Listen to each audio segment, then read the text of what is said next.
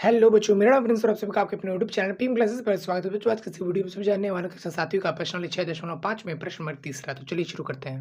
तो बच्चों, प्रश्न नंबर तीसरा हमारे सामने है, जिसमें जो है क्वेश्चन जो है पाइथागोरस से संबंधित है, और जो कि दूसरा जो क्वेश्चन आपने किया होगा उससे बिल्कुल सेम टू सेम मिलता जुलता है। वैसे ही सॉल्यूशन भी होगा, बहुत हद तक उससे बिल्कुल मिलता जुलता है। हालांकि आपको थोड़ा सा अलग, थोड़ा सा मुश्किल लग सकता है, क्योंकि यहाँ पर जो क्वेश्चन अलग तरीके से दिया है और क्वेश्चन का आकृति थोड़ा सा अलग है ना। देखो, आओ पढ़ते हैं, समझते हैं इसको क्या है। दीवार के सहारे उसके पैर कुछ दूरी पर टिका कर 15 मीटर लंबी एक सीढ़ी भूमि से 12 मीटर ऊंची स्थित खिड़की तक पहुंचाई जाती है। दीवार से सीढ़ी के पैर की दूरी ज्ञात कीजिए। अब देखिए ध्यान से, एक दीवार है हमारे सामने और एक भूमि है, और उससे भूमि यानी कि जमीन, और एक सीढ़ी लगी हुई है। कुछ इस तरह से आकृति आपको दिया हुआ है। तो ये हमारे पास दीवार है, ये भूमि है, और ये सीढ़ी लगाई हुई है। तो 15 मीटर की लंबी क्या है? सीढ़ी है, सीढ़ी की लंबाई है, ठीक है। और कहाँ तक लगाई है? दीवार की कुल 12 मीटर की ऊंचाई पर लगाई हुई है, ठीक है।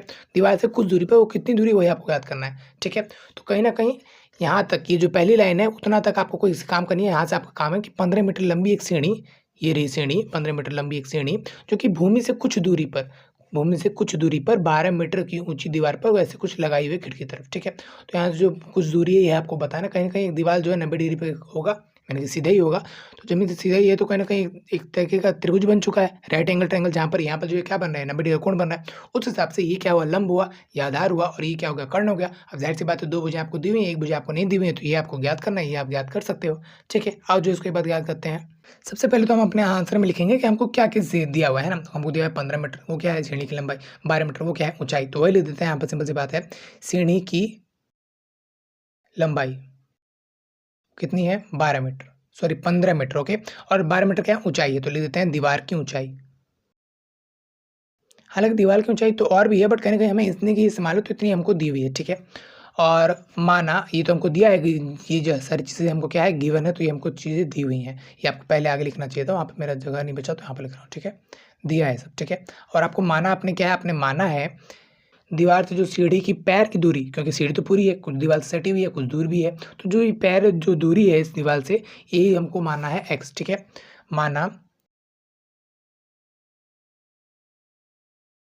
पैर की दूरी को कितनी, यहाँ पर x मानो, ठीक है, x मान लिया, ठीक है। अब पाइथागोरस गुण के अनुसार हम क्या कह सकते हैं यहाँ पर, कि कर्ण का जो वर्ग होता है ना, कर्ण का वर्ग वो बराबर होता है किसके? आधार के वर्ग जमा लंब के वर्ग के।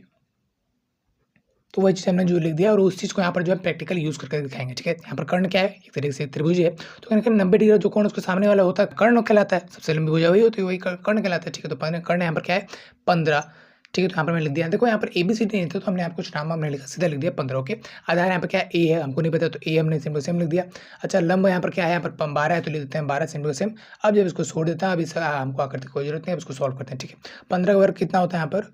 225 होता है, तो मैंने लिख दिया 15 को 15 से गुणा करेंगे तो 225 आएगा। और ए का वर्ग सेम टू सेम, 12 का वर्ग कितना होता है? 144, वो मैंने यहाँ पर लिख दिया, ठीक है। अब 144 यहाँ पर क्या करें? इसको अकेला भेजते हैं, ए को अकेला रखने के लिए इसको उधर भेज देते हैं। तो 225 में से 144 जाएगा तो कितना बचेगा, वो हम यहाँ पे लिखेंगे। सबसे पहले जो लेते हैं ए का वर्ग, सेम टू सेम यहाँ पर कितना बचेगा? 81, 81 सिंपल सेम यहाँ पर रह जाएगा कितना? ए का वर्ग। अब जैसी बात है, वर्ग क्या करें, हमको ये तो वैल्यू, ए का वैल्यू चाहिए, तो वर्ग उधर जाएगा, तो कहीं ना कहीं यहाँ पर कुछ ये आ जाएगा, 81 आ जाएगा, ठीक है। वो रूट में आ जाएगा, वर्गमूल में आ जाएगा 81, ठीक है। तो कहीं अब ए का जो वैल्यू आएगा वो यहाँ पर आएगा 9 गुणा में 9।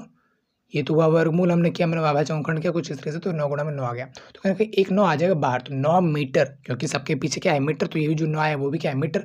वो क्या है? एक की वैल्यू, एक यहाँ पर जो है यही है चीज़ जो हमने माना। यहाँ पर माना दीवार से सीढ़ी के पैर की दूरी x ना मान के आप a मानो, क्योंकि a ही हम ले रहे हैं वहाँ पर, यहाँ पर x ना लेने के बजाय a ले रहे हैं। वहाँ पर नाम कुछ भी लिख सकते हो, बात एक ही है। तो यहाँ पर a है, और वही क्या है यहाँ पर चीज़, यहाँ पर क्या निकली? 9 मीटर। तो 9 मीटर क्या है? वही चीज़ है, और ये आपका क्या है? सोल्यूशन है, सिंपल आंसर है, ओके।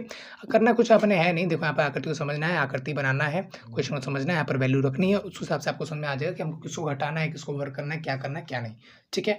बात सिंपल सी है, और उम्मीद है आपको बच्चे समझ में आया होगा। अगला क्वेश्चन अभी आपको डिस्प्ले मिल ही जाएगा। तो इस वीडियो में तो फिलहाल इतना ही था, मिलता है अगली वीडियो में, तब तक ले जय हिंद।